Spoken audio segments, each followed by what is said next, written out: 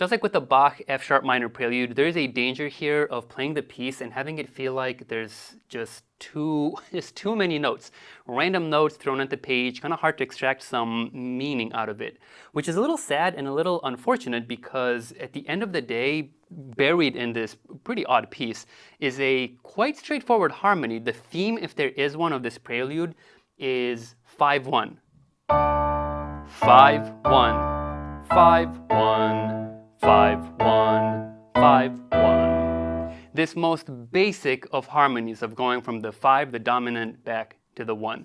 But because the piece moves very fast, because the harmony changes very fast, because the voices are so separate, they jump around quite a lot. There's this danger that I mentioned of playing the piece and just not being able to get any meaning out of it, any enjoyment. So in this episode, let's talk about how to recapture that spirit of 5-1 with a little bit of cheating, and then talk about technically what to do so that you can play the piece as written and maintain that spirit of going from the dominant back to the tonic, because it is a pretty difficult piece technically. So let's get into it. First things first, how to capture that spirit of 5-1. Let me tell you how to cheat. With one of the hands, play the piece as written. With the other hand, play just the harmony. The harmony, by the way, shouldn't be that hard to figure out by looking at the page. We're in the key of D major, so we start on D major, A major back to D major, that's your 5-1, and then we switch keys. E major to A major, another 5-1.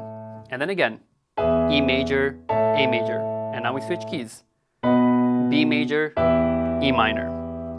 B major, E minor, F sharp major, B minor, F sharp major, and then we go to the diminished chord and we have our B section. So with this harmony in mind, let's play the piece in two ways. First of all, let's hold on to the right hand, but in the left hand, let's play just the root note of that harmony.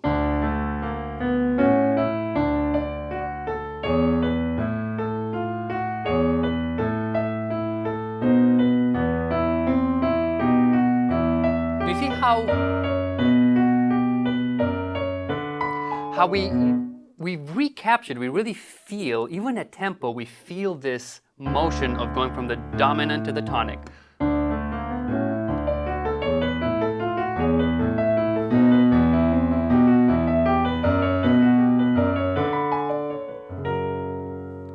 Do the same thing with the left hand playing the pieces written and the right hand playing the chords. I like going like this, like from the root.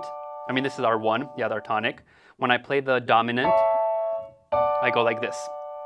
And then again for the next change, E major, A major. Let's just take a look.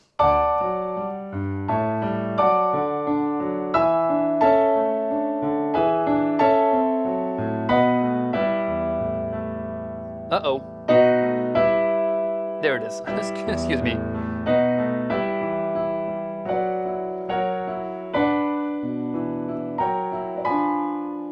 I got a little lost there at the end.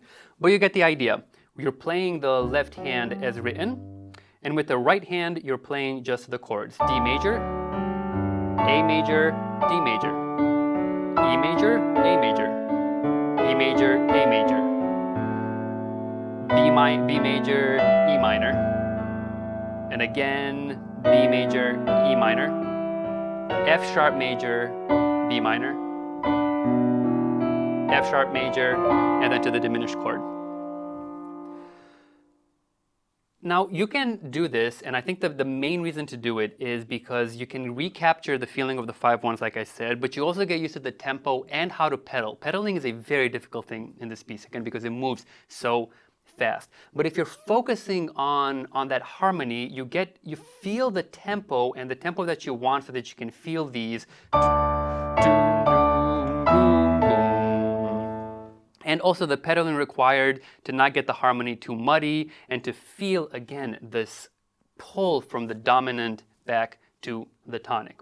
So play this piece a couple of times in this way. One hand plays the piece as written, the other hand plays just the harmony, and you'll get used to the tempo and the pedaling. But as I said at the beginning, this is actually this is actually cheating. The truth is that if you're playing both hands together as written, it is quite difficult to feel the harmony, the dominant to the tonic, with these two voices that, I mean, you're just two voices. You're playing two notes at once at every point in this piece. And because it moves so quick, it can be very difficult to maintain on that harmony. So what can we do about that? How can we feel the pull of the dominant to the tonic when we're playing these two disparate voices? There's really two things here that I'm gonna offer for you. The first one is gonna sound very weird. You need to know the notes that you're playing. What do I mean by that? Because there's a flurry of notes, there's a tendency to play this piece on autopilot and kind of forgetting what we're actually doing. Even if you're aware that, okay, I'm on whatever chord, I'm on E minor, we got B minor, so on and so forth. You need to also know what part of the chord each one of the hands is playing. So crucially, notice how in the left hand,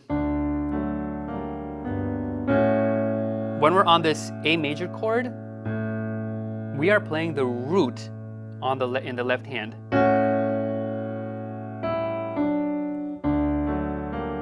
Root, and when we start the next measure in the left hand, we're playing the third of the chord. So we're back on D major, but we're playing the third. That's one of the odd things that makes it a little unstable and hard to recapture the harmony, because even though, okay, here we have a stable harmony. We're playing an A major chord. We've got the root in the left hand. In the right hand, we've got it's a little more interesting, but whatever. But then when we land here, we have an inversion. The bass plays the third. Notice how the right hand plays the root of the note. And this happens pretty much throughout the entire piece. Okay, we're on the A major. We have the root in the left hand. Third in the left hand. Okay, on this E major, again, the left hand plays the root. And then here we have excuse me, like this. We have like this. We have the third in the left hand. And then again, left hand plays the root, that's an E. And then when we land on the A major, again, we have the C sharp, the third in the left hand.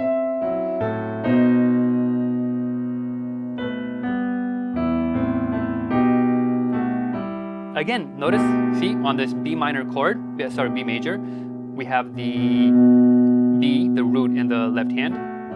And then when we land on the tonic, the E minor, we have a G in the left hand, and the right hand plays the root note. So if you're aware of this, you can lean into the notes that are really important. So I can lean into the left voice to feel the dominant, and then in the right voice to feel the tonic. This is odd because we landed here and we don't have, the tonic isn't even in the right hand. We're just on the third and the fifth of our A major chord. But I think the most important thing is in the left hand to know that you're playing the root note of that dominant, and you can lean into it. This is also true in the B section when we have this very difficult section. Notice how the harmony here is actually quite simple. We have a F sharp major. We have the dominant chord. This is the dominant chord, the diminished seventh chord that acts as the dominant of F sharp major. So the dominant of F sharp major is C sharp major. And if you take your C sharp major,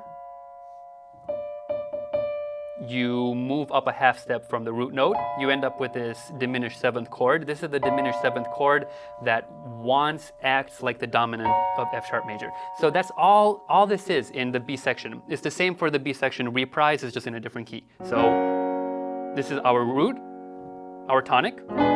This is in a way our dominant. And that's it, and the melody is very simple.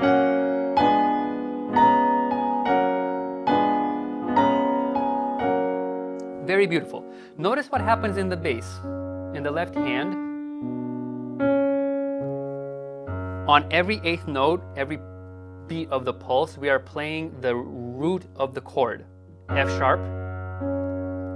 This is our diminished seventh, and then our dominant, right? So tonic, diminished chord, that's the dominant, tonic. And the right hand, what does the right hand do? It plays the melody on the offbeat. It's very difficult to do because in the left hand, you need to ground yourself with the chord, with the root. And then with the right hand, you're emphasizing the melody. And then we're back to the left hand for the root. Excuse me. Left hand for the root, right hand for the melody. Left hand for the root, right hand for the melody.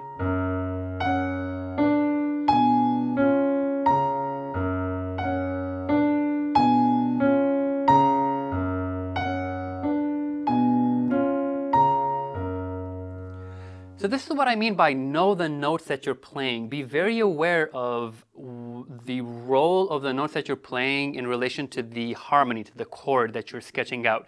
And you'll be able to more intelligently lean into the notes that matter. This is the melody, this is the root of the chords, and so on. I think that's the most important part. Now there's two others that are more technical that makes the piece so difficult. Okay, first of all, we've got these jumps. I mean, it all has to do with the fact that you're playing very fast and you have these just brutal jumps and different jumps at different points with the hands. So two things to talk about here. First of all, and this is true for really all of the pieces that we're starting to play now that are very fast, even though you're playing very quickly, paradoxically, you need to actually dig into the notes just as much as you're playing slowly. Play to the bottom of the key bed, always, always. Do not just skimp over the notes. You need to feel the bottom of the key bed every time. It's amazing how fast these small muscles can move. So don't sweat it. Just feel the bottom of the key bed everywhere. Even with these jumps, even with these ludicrous jumps, okay, do not skimp on that note. Feel it to the bottom of the key bed, okay?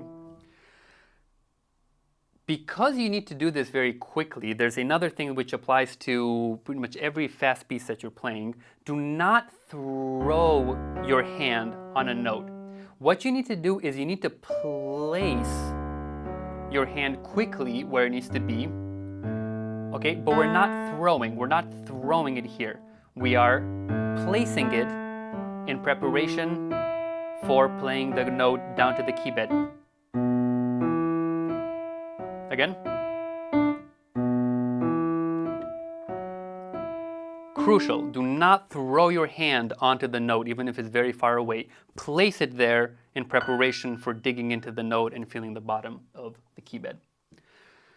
And particularly for this piece, those are kind of general guidelines, but particularly for this piece, you need to have just such a light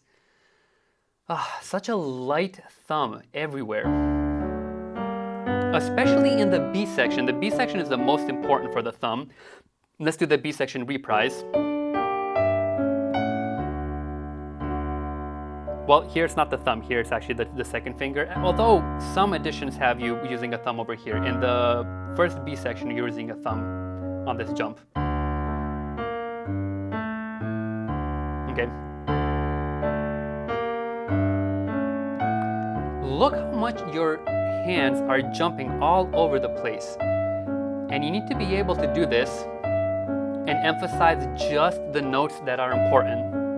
So in the right hand, for example, that is not a very important note. That's the important note in the melody. So even though we're doing this jump, again, because you're not throwing your hand over there, the way you execute this light thumb is placing your hand here in preparation to playing it. If you were to throw your hand, you will have a very heavy thumb. But if you place it there,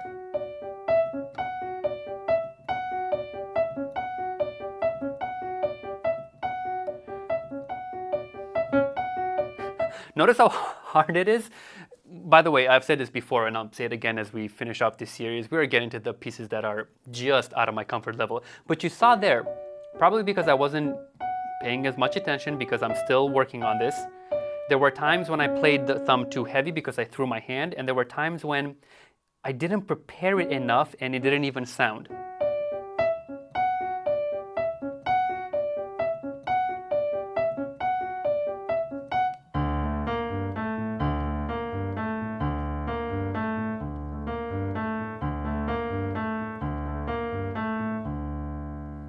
So light hands, light fingers on these jumps, and prepare those jumps, those notes, instead of just throwing your hand over there. The last thing I want to mention, just a tip, especially on these very big jumps, you can kind of cheat and slow down the tempo a bit to really sink into the harmony. I mean, because every resolution, every 5-1 sounds beautiful. If you have a 5-1 where there's a big jump, or either before the resolution or after the resolution, if you slow down the tempo, you can have an easier time with the jump and not really wreck the piece because you're sinking into that resolution. Obviously, don't do this a lot. If you go like this, it